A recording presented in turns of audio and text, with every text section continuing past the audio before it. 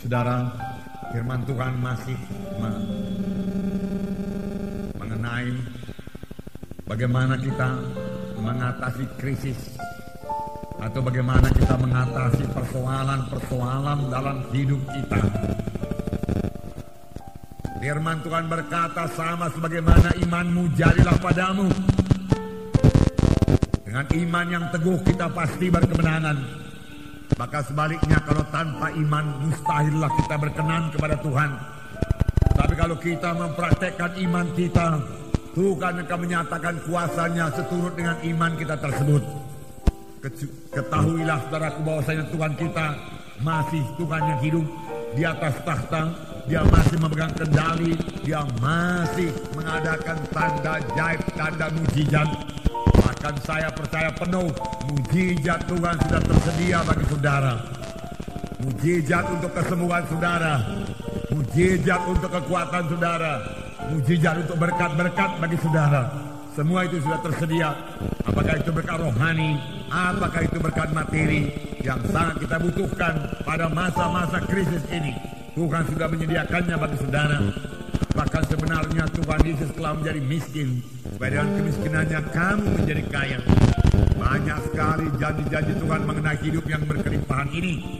Bahkan firman Tuhan berkata, aku mau engkau keberkatan saudara-saudaraku, sama sebagaimana jiwamu keberkatan dan jiwamu baik-baik saja. Pandanglah kepada Tuhan Yesus pada pagi hari ini, saudaraku, dan berharap kepadanya saja. Maka saudara akan keluar dengan kemenangan, melintasi masa krisis ini, saudaraku. Kita melihat satu bangsa pilihan Tuhan. Bangsa pilihan Tuhan yang berada dalam keadaan krisis. Apa yang jadi kepada bangsa pilihan Tuhan ini, yaitu bangsa Israel. Bagaimana mereka keluar daripada krisis mereka?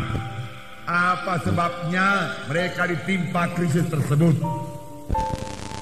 Bagaimanakah caranya mereka keluar daripada krisis itu? Bagaimana caranya mengalami mujizat Tuhan? Hakim-Hakim pasal 6 ayat 1 sampai 6. Baiklah kita baca bersama-sama. Hakim-Hakim pasal 6 ayat 1 sampai 6. Kita baca bersama-sama. Dapat saudara? Mari kita baca. Tetapi orang Israel melakukan apa yang jahat di mata Tuhan. Sebab itu Tuhan menyerahkan mereka dalam tangan orang Midian 7 tahun lamanya. Dan selama itu orang Midian berkuasa atas orang Israel. Karena takutnya kepada orang Midian itu, maka orang Israel membuat tempat-tempat perlindungan di pegunungan, yakni gua-gua dan kubu-kubu.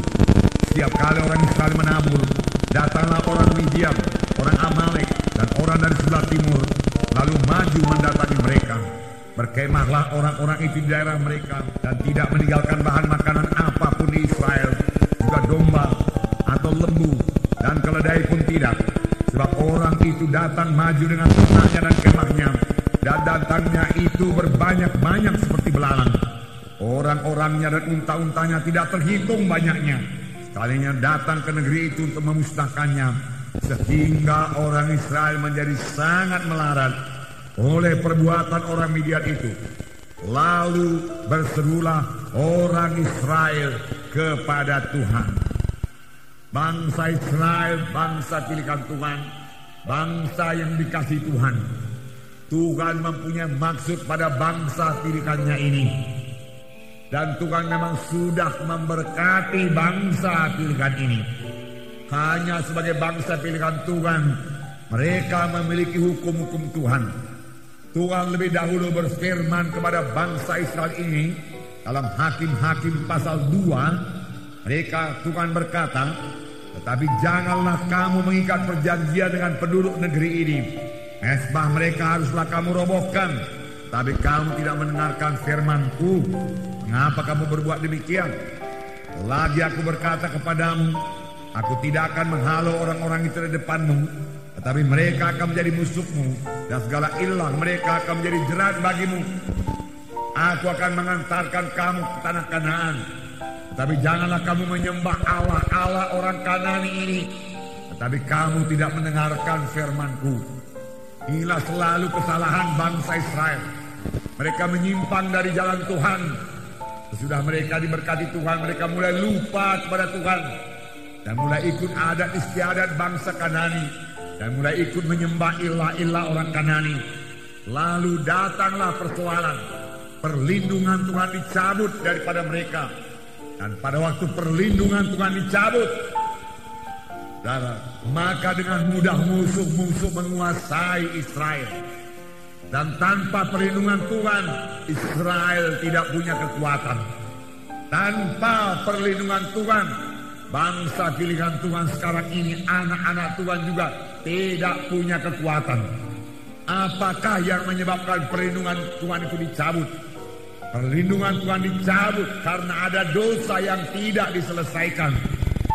Biasanya bangsa Israel, jangankan bangsa Midian datang yang tidak terhitung banyaknya, bangsa Mesir yang kuat sekalipun tidak sanggup mengalahkan mereka. Panjang mereka menyembah Tuhannya, panjang mereka bersekutu dengan Tuhan, panjang mereka tidak berbuat dosa. Dosalah yang menyebabkan mereka lemah, dosalah yang menyebabkan mereka kalah, dosalah yang menyebabkan anak-anak Tuhan sekarang dikuasai oleh setan, dikuasai oleh kutuk dosa. Dosa menyebabkan doa tergendala. Firman Tuhan berkata, bukannya tanganku terlalu pendek untuk menolong kamu, bukannya telingaku terlalu berat untuk mendengarkan doamu, tetapi dosamu serupa dengan dinding memisahkan aku dengan engkau. Tuhan berkata, parah sekali akibat dosa itu. Kekalahan selalu datang karena dosa yang tidak diselesaikan. Tidak ada kuasa. Oleh sebab itu jangan biarkan dosa berkuasa dalam hidup kita, saudaraku.